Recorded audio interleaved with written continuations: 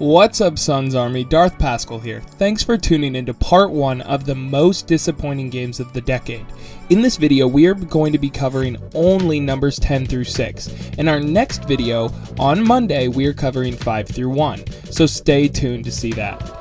These games aren't necessarily bad, they're just disappointing. These are games that I personally had high hopes for, then when released were disappointing. You won't see games that started off bad or disappointing, then through updates and time increased in the joy of the experience. So games like Battlefront 2 and No Man's Sky will not appear on this list. While they were disappointing at launch, now they are great games in their own right. So without further ado, let's dive right in. Okay, let's start off with number 10, as all list videos do.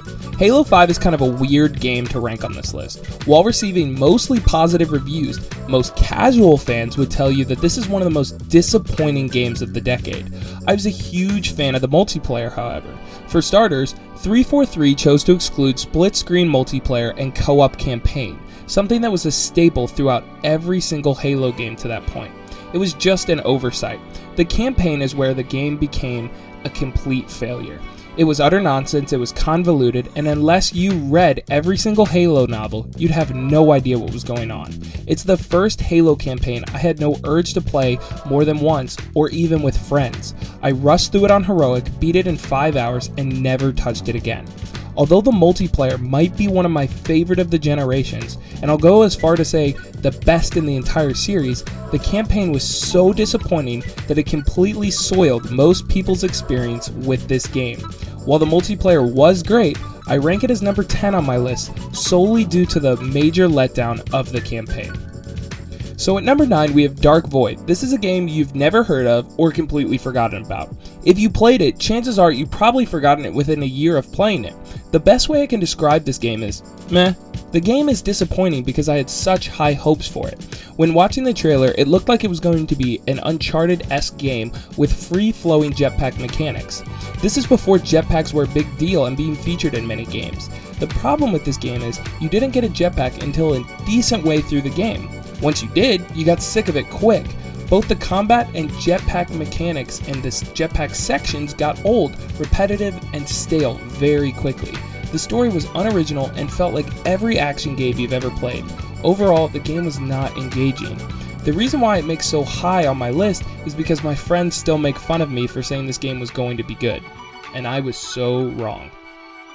Thief is disappointing to me, but not for the same reasons it might be to other people. I never played other entries in the series, so I had no emotional connection to this game. What was so disappointing to me about this game was it was the first next generation game that I bought at launch, and it looked like it might be the first great stealth game of this generation. The graphics and gameplay looked intense and intriguing, but what we got was an uninspired Dishonored clone. I'd like to say I finished the game, but I don't even think I made it halfway through. This game is a classic, don't judge a book by its cover, or for instance, a trailer by its cover. Assassin's Creed Unity was a follow-up to one of the best Assassin's Creed games ever, Black Flag. This game was the first in the series to be released solely on next-gen consoles. At launch, it was a total buggy mess that couldn't even function properly. Even after the bugs and glitches were fixed, what you were left with is a story and setting that should have and could have been done so much better. It was at this point that the Assassin's Creed games began to feel stale and repetitive. The combat had yet to evolve, and the game failed to innovate on what predecessors had done before. Overall, Assassin's Creed Unity was a missed opportunity that left a bad taste in your mouth. This is just bad. Fallout 76 is the only game so far on this list that I actually didn't have high expectations for. I was optimistic for one reason and one reason alone.